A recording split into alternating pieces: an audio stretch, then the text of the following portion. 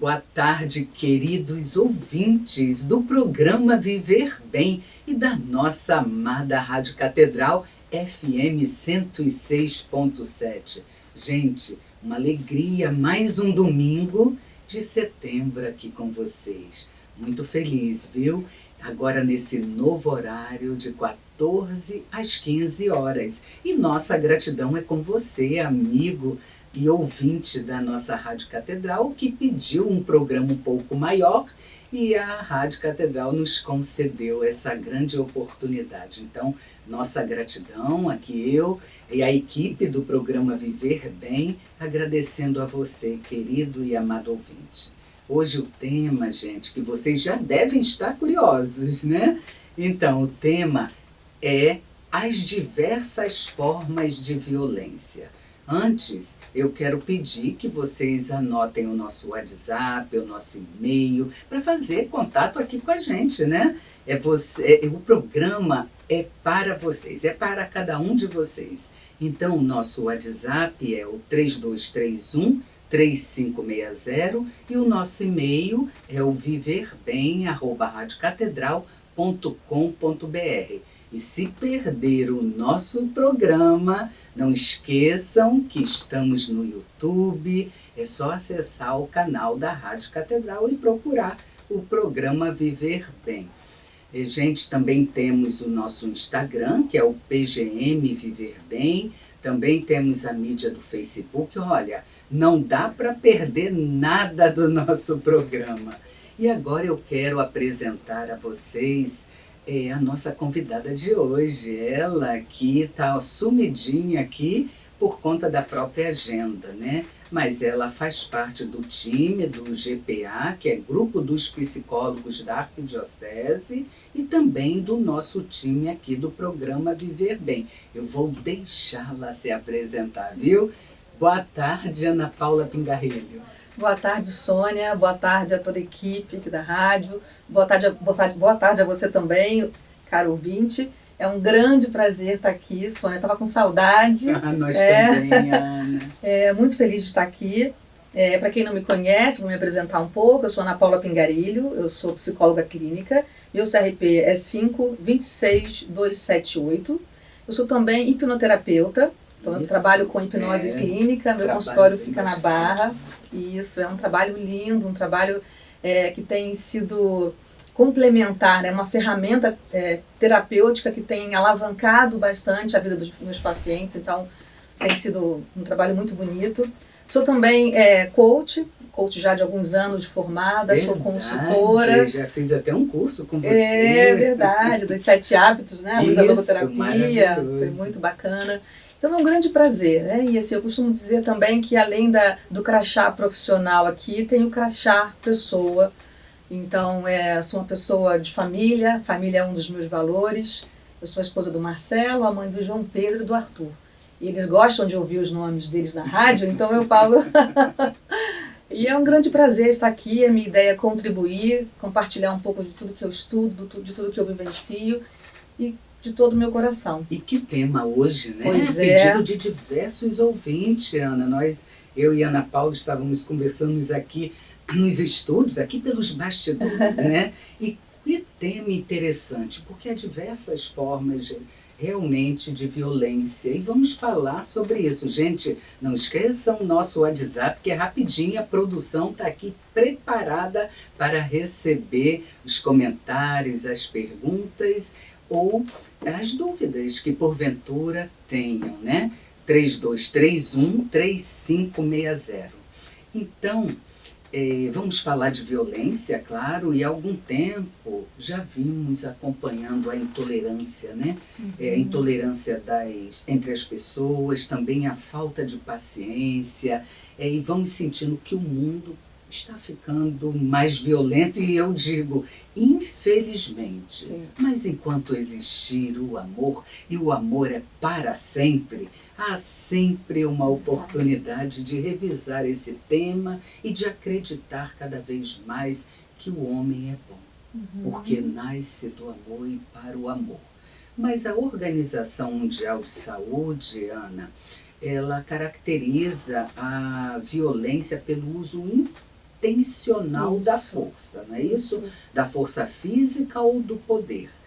Mas será que é somente isso? Então, para contextualizar esse tema, eu te peço, querida Ana Pingarilho, que possa fazer um contexto, uma palavra sobre esse tema, as diversas formas de violência. A violência por si só. Pois é, como você acabou de falar um pouco sobre a definição, né, do que a Organização Mundial da Saúde, como ela traduz a violência. Mas eu entendo, Sônia, que a violência ela está muito nos olhos de quem sofre. Então, a gente tem vários tipos de violência, sim, que a gente vai citar aqui, mas é como cada um recebe. Então, diante da minha relação com alguém, diante da minha relação profissional, familiar, afetiva, dos vínculos que eu tenho e comigo mesma, como é que eu cuido? Como é que eu olho para essas relações? Como é que eu interpreto o não cuidado, né, da outra pessoa? Então, eu quero trazer só um outro olhar, porque eu acho que tem os rótulos de como é que funciona a agressão típica, mas tem muito de quem está vivenciando. Sim. E que acho que hoje a gente tem vários tipos, tem violência domiciliar, violência moral, abuso, enfim, sexual, tem vários tipos, mas eu acho que a gente ainda vai descobrir outros, porque cada um vive de uma forma, né? E eu concordo com você que nós somos bons, né? Nós temos uma dimensão que ela é saudável, que ela é pura e que ela é boa, e que com a base nesse olhar que a gente também vai conversar. Sim. Aqui. Porque as pessoas que sofrem abuso, depois eu vou falar um pouquinho mais, elas começam a questionar se elas são boas. E eu quero já deixar esse recado aqui para quem estiver ouvindo a gente. Se você sofre algum tipo de abuso, de violência, mesmo que você questione se você é uma pessoa boa, uma pessoa correta, está questionando os seus próprios valores, é momento de você parar e buscar ajuda, de repensar sobre quem você é. Porque as pessoas elas tendem a começar a achar que são merecedoras da violência. E começam a entender que é isso. Não, eu mereço apanhar, ou eu mereço ser chantageada, ou eu mereço, enfim, me colocar numa situação. Muito isso na clínica, exatamente, né? Exatamente. Então, esse olhar, né, de quem sofre o abuso, quem sofre a violência, que eu queria chamar aqui a atenção. Se você conhece alguém, comece a observar e não permita que a sua crença, né, o quanto você é bom, seja questionável, o quanto você merece ser feliz. E eu queria começar com esse chamado, Sônia, com esse convite. Sim. Porque as pessoas que sofrem, muitas pessoas que eu recebo com uma queixa de depressão ou com uma queixa de trabalho, temas diferentes, mas quando a gente vai investigando, tem alguma situação de violência. Muito importante trazer essa prática. Sim, sim. Enquanto você falava, eu vim pensando, né? A violência está presente na história da humanidade, né? Nós vamos rememorar o homem que, para sobreviver, na verdade, ia à caça, ia matar. E aí, enquanto você falava, eu vim fazendo essa historicidade. E há diversas, sim, como você colocou, diversas formas, diversos tipos de violência. Podemos dizer até que no Brasil os tipos de violência mais comuns são, né? Aí eu gostaria que você pudesse falar desses tipos, dessa violência que está tão presente, tão perto de cada um de nós, sim. Né? Mas que, claro, podemos mudar tudo isso. Com certeza. Então, a gente tem, como eu falei, assim, a violência também está nos olhos de quem passa. Então a gente pode identificar outras tantas formas. Mas existem 5 formas de violência e de abuso que são mais citadas e percebidas, mais declaradas.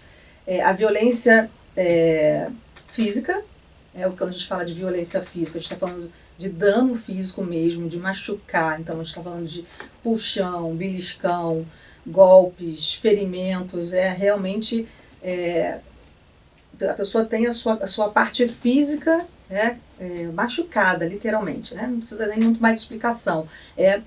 O toque violento físico. Temos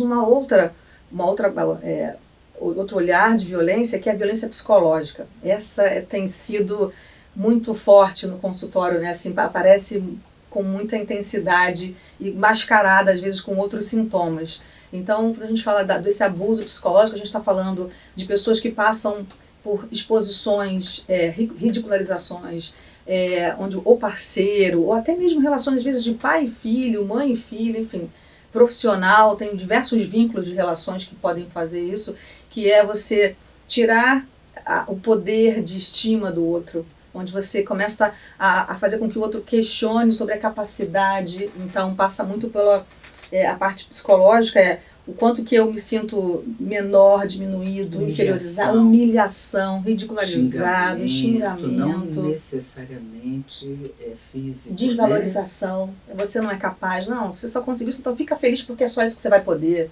É só isso que você vai conseguir. Então, isso vai minando a autoestima. E geralmente quem aceita o abuso já tem uma questão de autoestima baixa, já é comprometido, então isso acaba potencializando.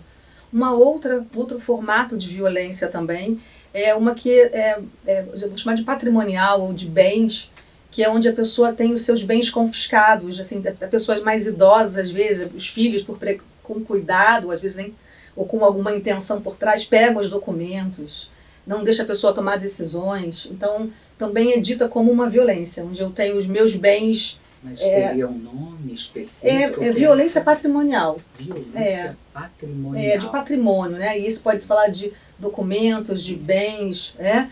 Tem a violência sexual. Doméstica também, a né? doméstica. Você falou patrimonial, filho, mãe, já lembrei. E uma vai misturando com a outra, viu? Nossa. Então a violência sexual, onde a gente está falando onde é um caráter mais de sexual, ou seja, pode ser estupro, pode ser assédio, pode ser exposição ao corpo, do corpo nu, enfim.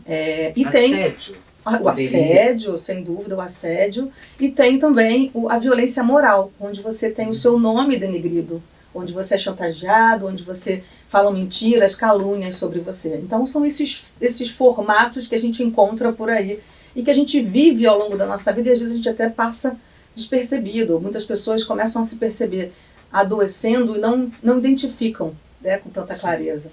E Ana, maravilhoso e com muita propriedade você está trazendo, mas olha como o programa passa rápido. Já? A produção já sinalizou que precisamos dar um intervalozinho, Tá, mas à medida que você foi falando violência sexual, psicológica, física, eu lembrei da doméstica, me vem à mente a Lei Maria da Penha, que fala da violência contra a mulher, porque essas violências afetam qualquer gênero. Sim, né? sim. Então falaremos sobre isso daqui ótimo. A um minutinho. Gente, aguardem aí que o programa está maravilhoso. É um minutinho apenas e voltaremos já.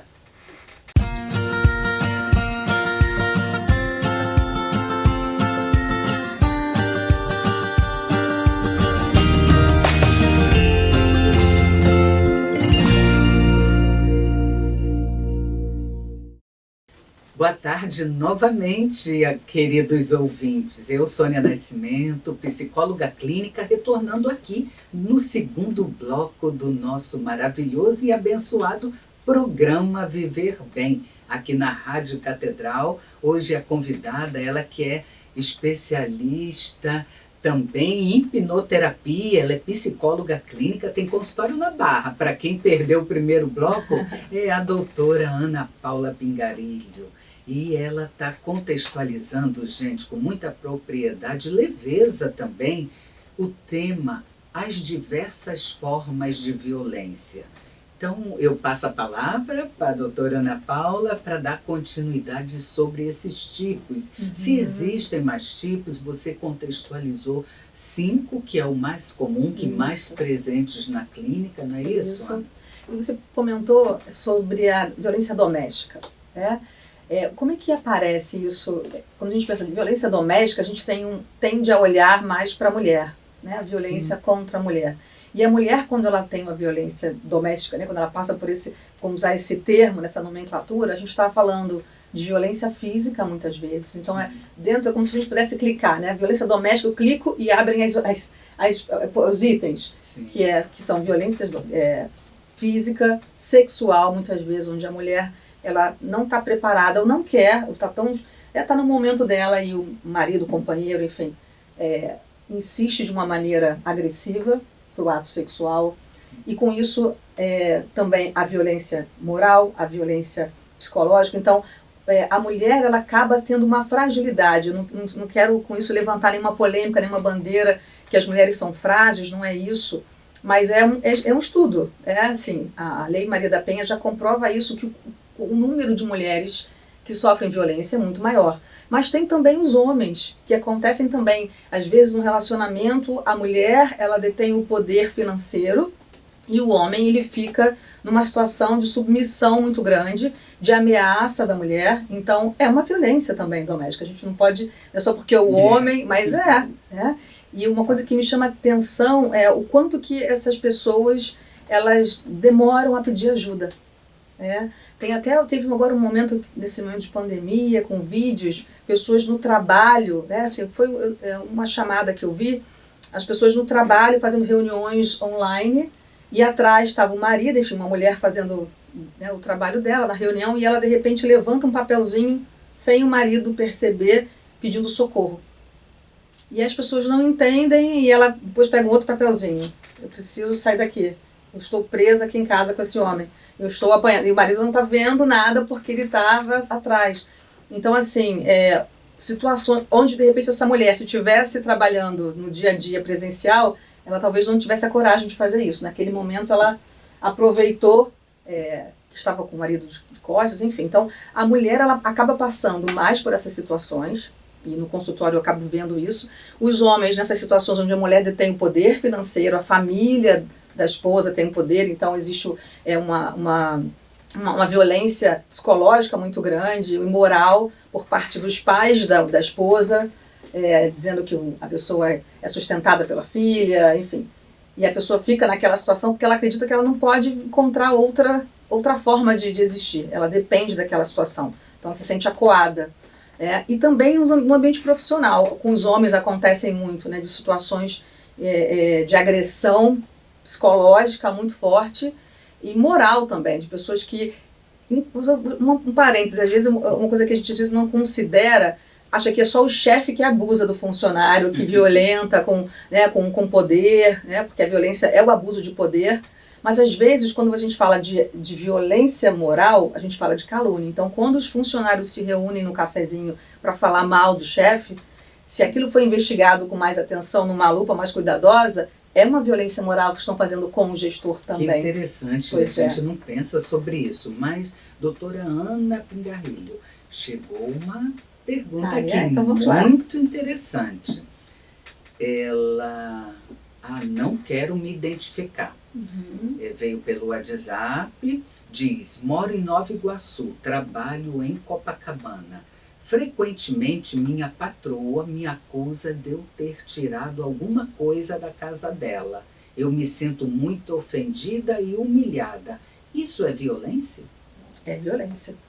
É violência. A humilhação é um tipo de violência psicológica. Aí, nesse caso, ela tem a violência tanto psicológica quanto a violência moral, porque é uma calúnia. Se ela diz que não fez, e o que eu fico pensando e devolvendo para essa ouvinte, claro que eu imagino que você precisa desse emprego, que você, enfim, isso inclusive é um dos pontos que fazem com que as pessoas que passam por essa situação acabam permanecendo nessas relações de abuso, de violência, ou de maus tratos, de calúnia. Mas eu queria te pedir para convidar você para pensar, será que você não consegue ou se posicionar diferente com com a sua patroa, com a sua chefe, ou então buscar um lugar onde você é respeitada, onde você é acolhida, porque você ficar vivendo essas situações, você vai minando, a sua capacidade de sentir, sua capacidade de acreditar em você, e ficar o tempo todo tendo que provar que você não fez. Isso é cansativo emocionalmente. E naturalmente vai mexer com a sua autoestima também. Sim, a psicoterapia pode ajudar muito pessoas que precisam de pensar dessa forma. É um apoio até para ajudar numa decisão. Entender o quanto você é capaz de encontrar um trabalho, um emprego tão bom quanto ou melhor. Mas não deixa de ser. Então, sim, você está passando por uma violência, sim. Calúnia, exposição e humilhação dessa forma é assim. Tem outra pergunta aqui, por que uma pessoa se mantém em relações abusivas ou com algum grau de violência? ou com algum grau de violência. Tem a ver com essa pergunta dessa ouvinte de Copacabana. Isso. Geralmente a vítima da violência, do abuso, ela acolhe e recebe a violência porque ela está com a autoestima dela tão baixa. E geralmente são pessoas que já têm na sua estrutura emocional esse déficit, né? Assim, esse ponto que precisa cuidar. Então ela acredita que é o único lugar que ela pode ficar, é nesse casamento, ou é nessa relação, ou é nesse emprego, ou não consegue se posicionar. Então ela começa a se achar realmente não merecedora de estar em outro lugar. Então ela acaba aceitando, ela acredita que o que o outro fala é verdade, porque ela precisa do outro para achar que ela é bonita, que ela é suficiente. E acaba também que essa pessoa fica caçando migalhas de elogio do abusador. Porque para ela acaba acreditando, inclusive assim, quando no caso de abuso, né, de violência psicológica, a pessoa acaba acreditando que ela é realmente aquilo, ela fica confusa sobre ela mesma. Então eu vejo muitos casos de pessoas que apanham e falam assim, um dia uma pessoa falou para mim, falou, doutora, mas ele fica arrasado quando ele bate em mim. Ele acaba de me bater, mas ele fica destruído. E eu pergunto para ela, e você? Como é que você fica? Então assim, ela, não, mas é porque eu realmente agi daquela maneira que eu não deveria, eu já sabia que ele não ia gostar e eu fiz. Então a pessoa ela acaba acreditando que aquela é a única realidade dela. E outro ponto importante é que geralmente as pessoas que passam por essas situações, elas estão com a imagem de amor, de relacionamento, que deveria ser saudável, salutar, distorcido. Então como é que eram as relações, Como é que essa pessoa, de repente, ela pode ter um padrão de relacionamento de que não, o amor bate mesmo, que está vinculado ao amor bater, que está vinculado ao amor à exposição. Então, quais são as primeiras referências de amor? E geralmente pai e mãe, não tem como a gente fugir disso. Né? Quais são essas referências de relacionamentos que essa pessoa tem para ela acreditar que aquilo é um relacionamento? Porque as pessoas falam assim, eu tenho um casamento feliz, Ana Paula, a gente é muito feliz. Mas quando ele fica nervoso, que é o problema? Aí ele fala o que não deve, ele me humilha, ele até me bate, me dá uns empurrões. Ou quando tem casos também de ingestão de drogas, isso, aí drogas ilícitas e até ilícitas também, né? E aí potencializa. E aí as agressões. E aí a vítima fica, não, mas foi porque ele bebeu, ou foi porque ele se drogou. Mas ele, na verdade, não é assim.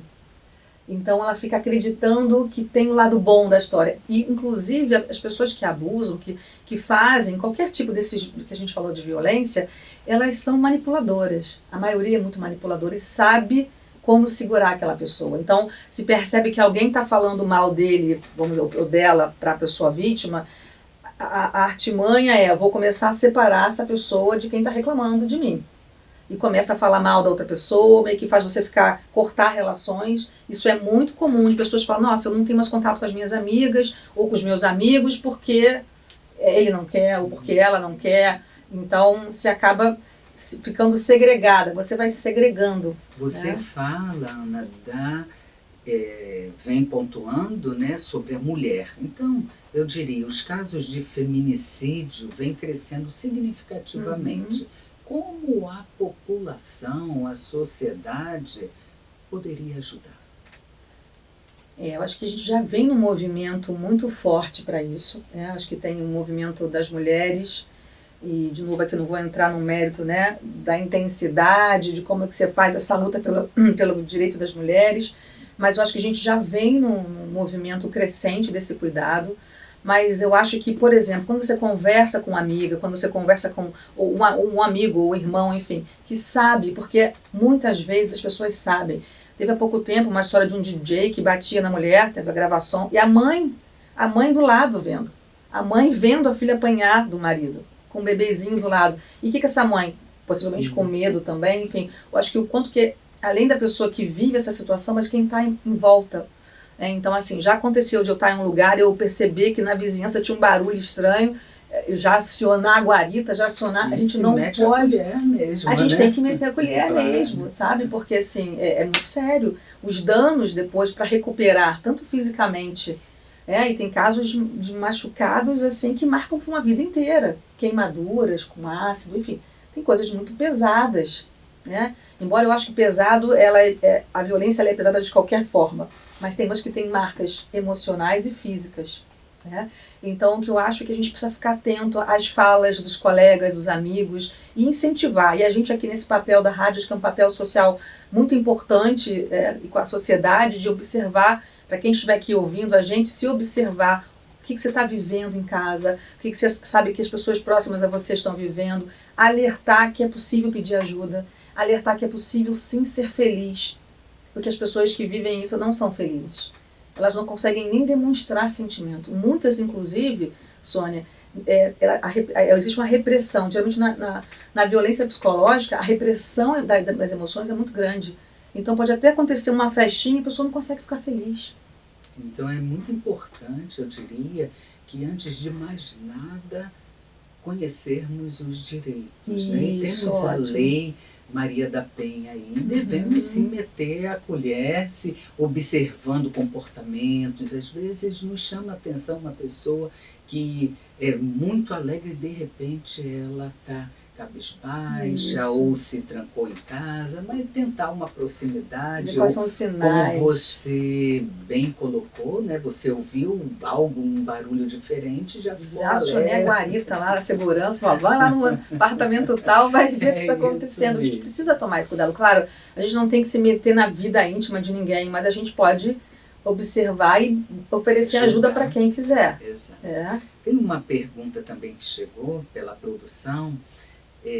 Podemos dizer, bem interessante, podemos dizer que a pessoa que pratica a violência, ela faz por maldade ou tem consciência do que está fazendo? Boa pergunta. Na verdade, assim, eu entendo que temos dois grupos.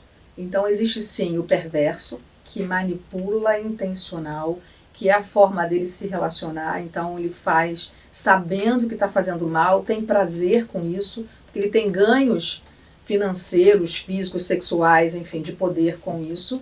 E tem outro grupo que eu acredito que não foi analisado, ou seja, não passou por nenhum processo de autoconhecimento e acaba repetindo um padrão da sua história de vida, que aprendeu que é assim que funciona, que é batendo mesmo. Então, assim, não só para quem recebe, mas para quem pratica.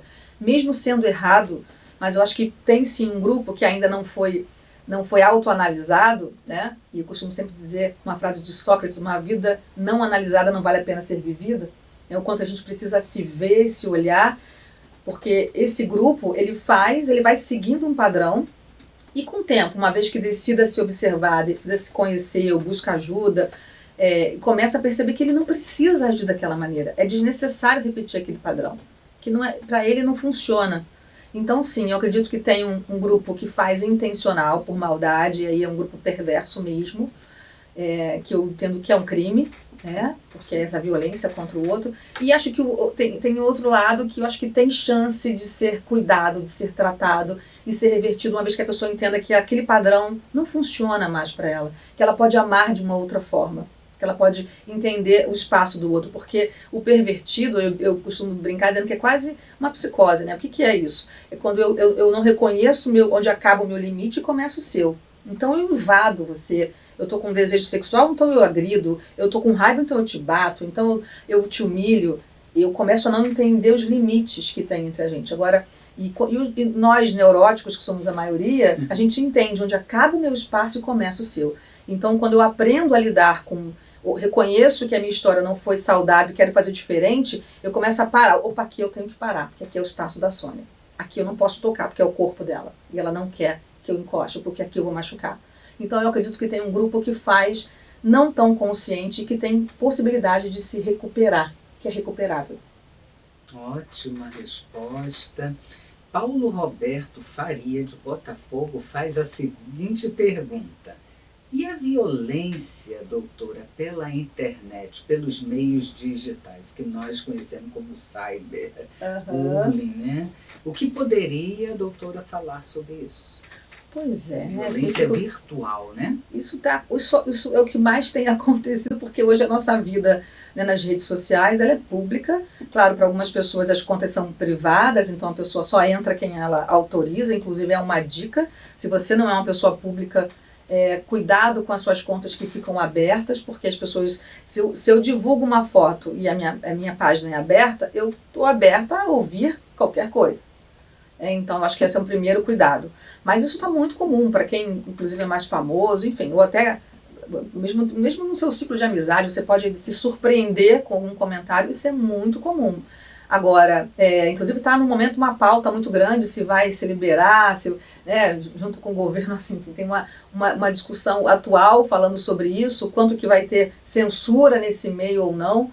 O que mais me preocupa, e trazendo para o nosso olhar como psicóloga aqui, é o quanto você expõe a sua vida nas redes sociais, no mundo público, e o quanto isso pode te lançar uma exposição descabida, uma exposição onde você fica vulnerável. Se você não está preparado para isso, toma cuidado, né? Então, acho que antes de olhar o que acontece nas redes sociais, é como é que a gente se posiciona nas redes sociais. Então, tem a nossa responsabilidade nisso também, né? Eu gosto sempre de trazer a autorresponsabilidade, né? Eu posso fazer minhas divulgações, mas eu tenho que arcar com isso também. Agora, sem dúvida, a gente está correndo um risco muito grande, as pessoas estão sem noção.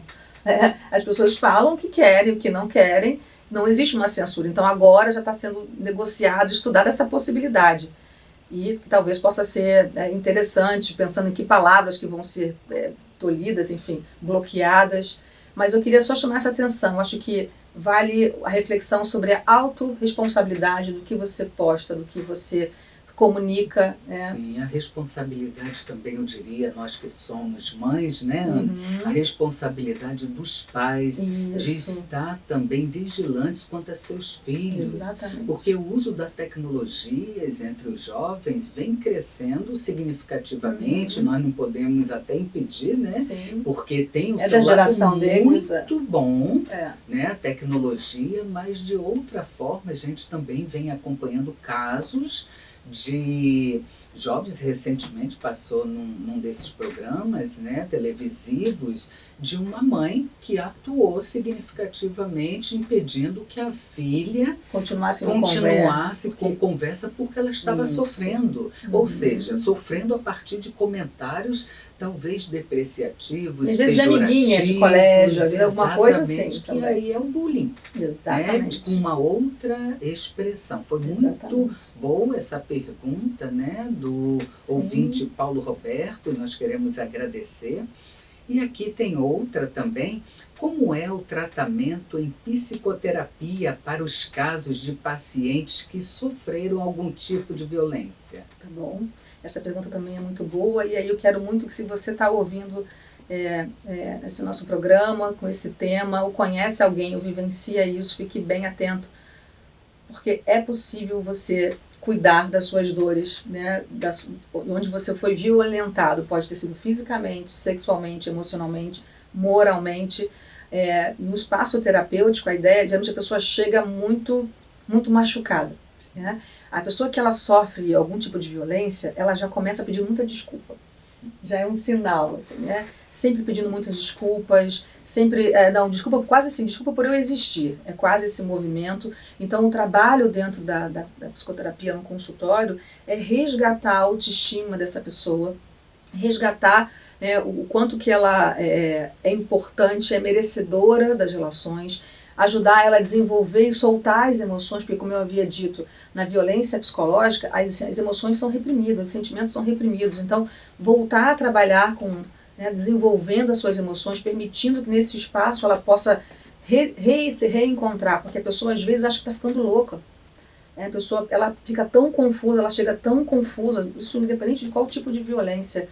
É uma confusão que ela tem mental, onde ela acaba achando que ela é o problema e que ela está enlouquecendo, que ela perde a clareza sobre as suas convicções. Então, o nosso papel é resgatar, ajudar ela a identificar seus valores, quem ela é, resgatar as relações de amor, entender e fazer as pazes com as relações de amor que foram sofridas, para que ela entenda que ela é merecedora de uma relação saudável, tanto no trabalho ou na família.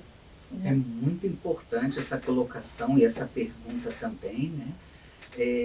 E aí, quando você fala em resgatar, eu complemento dizendo que a psicoterapia ela vai acolher a pessoa humana, né? E vai tratar, com a ajuda de profissional sério, essas feridas da alma. E aí eu diria, resgatar a pessoa humana. Perfeito. É aquele que sofre. Mas vamos precisar fazer mais um intervalozinho e voltaremos já.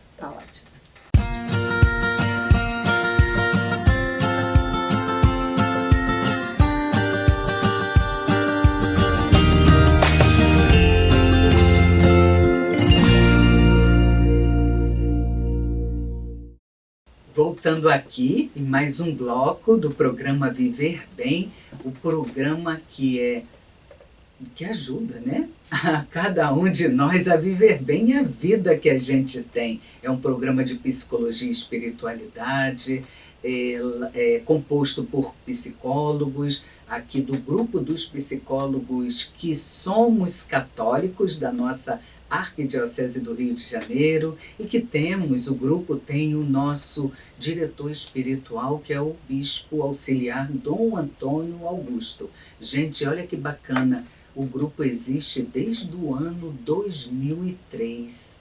Né? E o programa Viver Bem há uns 3 anos. Mas olha, desde o ano 2003, um corpo de psicólogos que são católicos. Hoje nós estamos com quase 200 aí espalhados no Rio de Janeiro todo. Então, convido você, ouvinte da Rádio Catedral, caso conheça um estudante de psicologia, um psicólogo que seja católico, ou mesmo que não, mas que se interesse em participar com a gente das nossas palestras, dos nossos retiros, dos nossos eventos e até de programa da rádio, entre em contato aqui com a produção. Nós temos um telefone, um WhatsApp e serão muito bem acolhidos. Nosso WhatsApp é o 3231-3560. Mas estou aqui novamente no último bloco. Gente, não percam a oportunidade de mandar seu recadinho aqui para gente. Estou aqui com a nossa convidada, a psicóloga clínica, a doutora Ana Paula Pingarelho. Passo a continuidade da resposta, ou se você quiser contextualizar um pouco mais. Eu queria aprofundar um pouquinho mais sobre o nosso trabalho, né, como na psicoterapia com casos de violência. E isso a gente também pode falar das crianças, porque às vezes chegam crianças também. Eu não atendo diretamente, mas eu tenho colegas que atendem crianças que sofreram abuso. E assim como a mulher ou como o homem, o nosso trabalho é resgatar, como você disse muito bem, né, a pessoa. É quase uma pescaria que a gente vai fazendo a cada sessão, né? A gente vai jogando uma isca de acordo com as técnicas e a gente vai resgatando aquela pessoa para voltar a se expressar. Teve uma pessoa que eu atendi que o caso dela era que ela apanhava do marido, ele humilhava, e na sociedade ele era um cara ótimo, super educado, sedutor, mas em casa ela sofria, né, questões muito sérias com ele. E ela dizia exatamente sobre isso: eu não consigo ficar feliz. Mesmo quando eu não estou, ele de repente está fora, e aí chega minha mãe, ou chega minha irmã, ou tem um aniversário, ou eu ganho um presente, nada me deixa feliz. E eu acho que tem alguma coisa errada comigo. Eu sou realmente uma pessoa ingrata. Eu sou o que ele diz que eu sou ingrata. E na verdade, quando a pessoa está vivendo isso, ela, de novo, ela tem os seus sentimentos reprimidos. Então a gente faz uma técnica, utiliza técnicas para que aquela pessoa possa sentir novamente.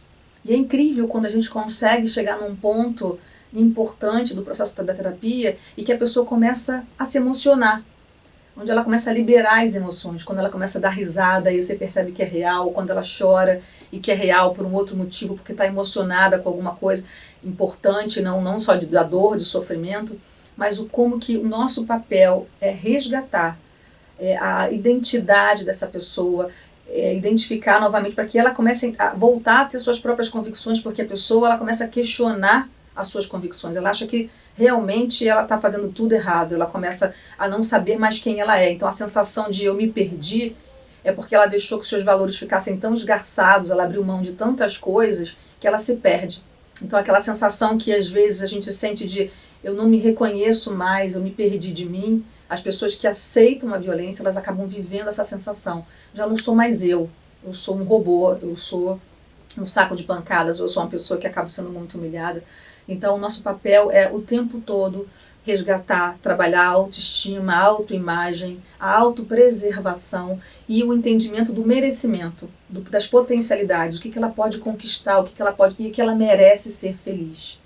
Eu acho que esses são pontos principais e essenciais de um trabalho para quando uma pessoa chega dolorida, né, emocionalmente, psicologicamente ou fisicamente também. Da mesma forma com criança, da troca que eu tenho com profissionais que atendem crianças que sofreram abuso. Sim, é um tema, né? É um assunto aí, é um atendimento muito delicado. Sim. E eu também não atendo crianças, mas nas mesas, nas redondas, né? Sim, sim.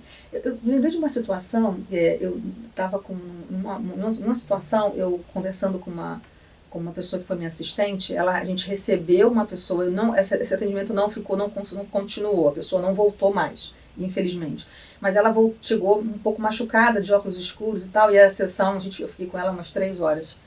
Quando ela saiu, a minha assistente perguntou para mim assim, doutora, e ela acabou contando aqui para mim antes de entrar, porque a pessoa já estava falando na recepção, o que ela estava fazendo ali, que ela queria se fortalecer e que ela apanhava. E aí ela falou para mim assim, doutora, eu imagino que deve ser muito difícil para vocês, profissionais da área, lidar com a dor do outro, né? Ainda mais quando você vê que é uma dor física. E aí eu vou dizer assim, respondendo a ela e a todos vocês, o nosso papel como psicólogo nessas situações, nós somos de carne e osso, né? Então a gente sente sim, a gente tem compaixão sim da situação do que a pessoa está vivendo. O que a gente não pode fazer é se misturar de uma forma onde a gente perca a clareza para ajudar a pessoa a se resgatar. Mas a gente pode sim se emocionar, a gente deve inclusive, porque isso cria um vínculo com a pessoa, onde ela se sente ali acolhida, ela sente que ali ela é importante. E que uma pessoa que nem conhece ela está ali, né? Se precisar botar a mão junto, se precisar dar um colo, eu acredito nesse tipo de terapia, eu acredito nesse tipo de humanização no processo terapêutico, né? Então, os psicólogos sofrem sim, mas a gente precisa ter a clareza que naquele momento a gente é uma ferramenta de cura, uma ferramenta de ajuda. Inclusive, assim, eu digo sempre, essa é uma missão minha que eu tenho, né? Quero ser sempre uma ferramenta de cura, de amor, e seja através de uma palavra, de uma técnica na vida do outro. Então, a gente se emociona assim. Ainda mais com esse tema de violência, porque é ver o outro sofrendo, seja lá por qual tipo for. Chegou aqui mais uma pergunta, né, bem interessante. Inicialmente eu não compreendi bem, mas agora pensando e lembrando do tema, é o ouvinte Amaury Peixoto, de Marechal Hermes.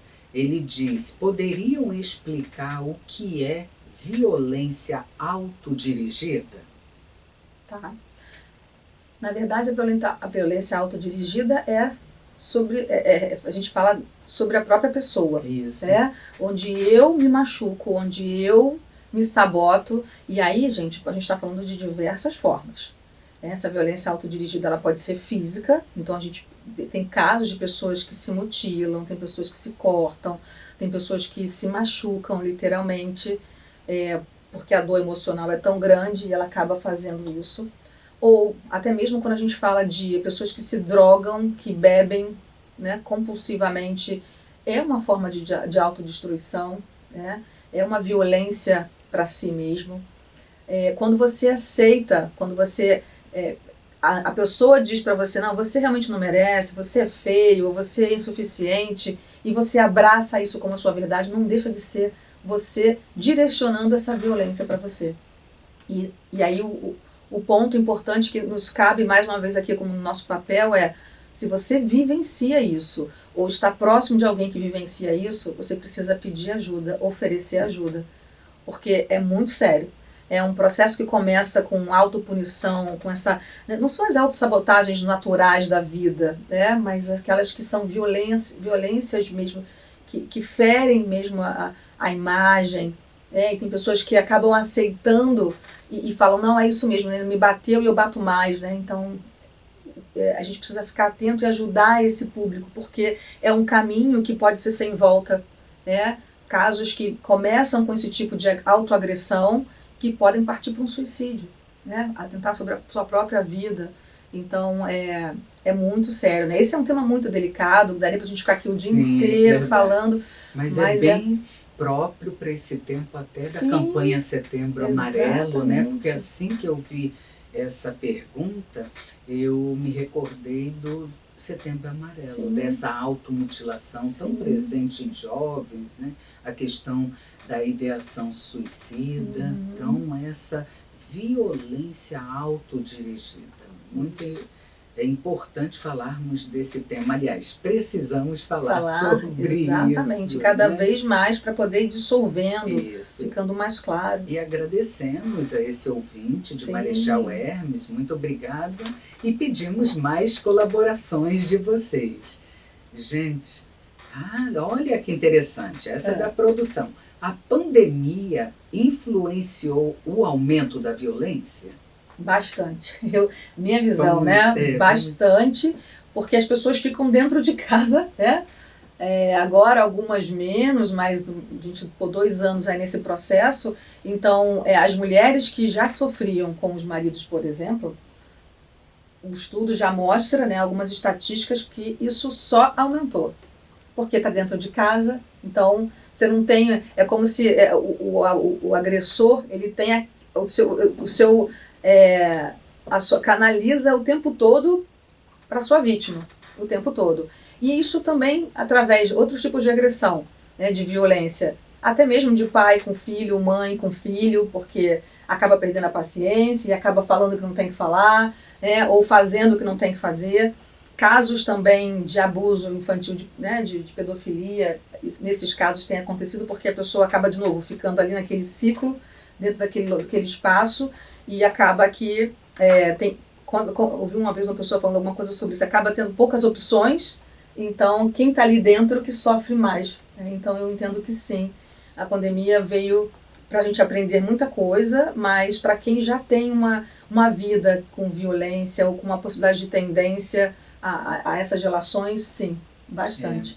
Agora, tem uma coisa importante que eu ouvi uma paciente falando uma vez para mim, que ela disse que nesse momento de pandemia, a relação dela com o chefe, que segundo ela era uma relação de abuso psicológico, enfim, de poder, né, melhorou muito. Né?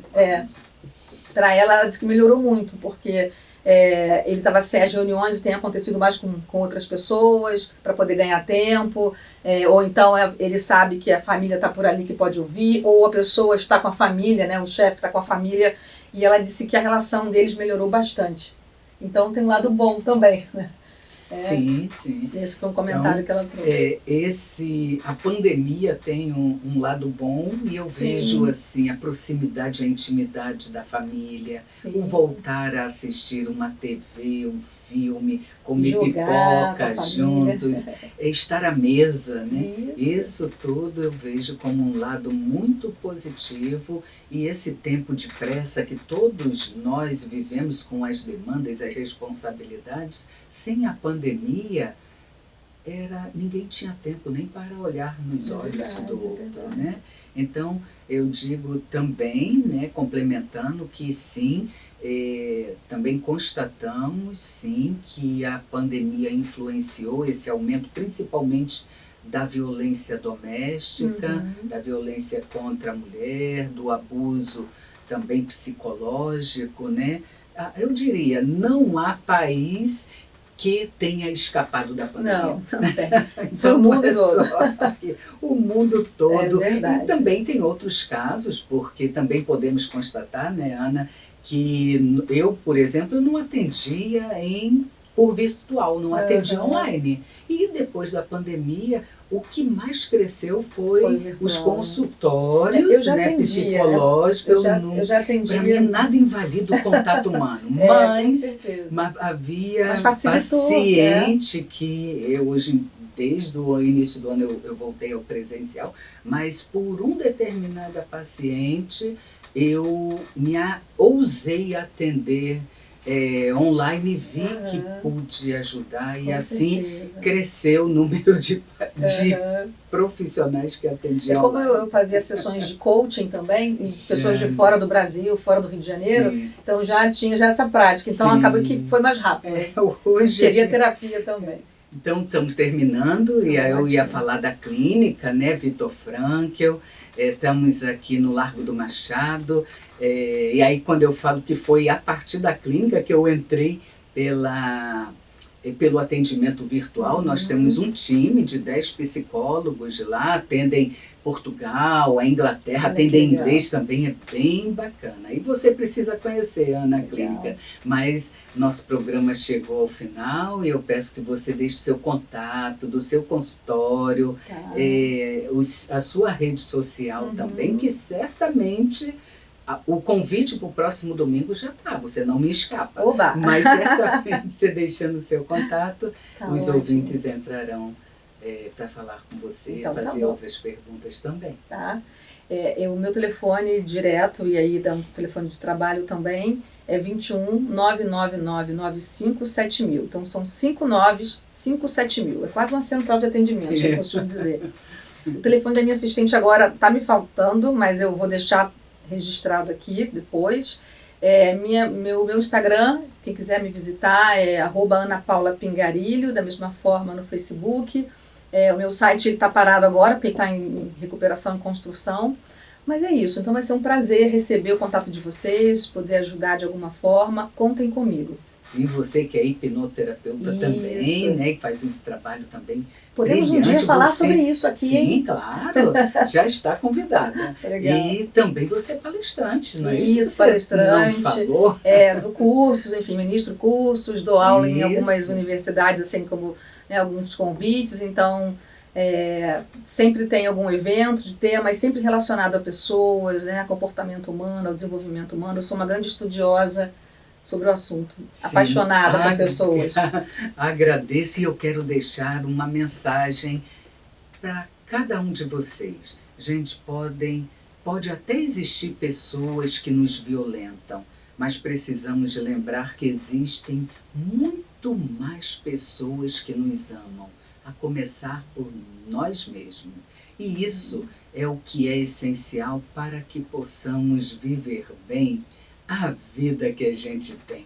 Um abençoado domingo a todos e até o próximo programa.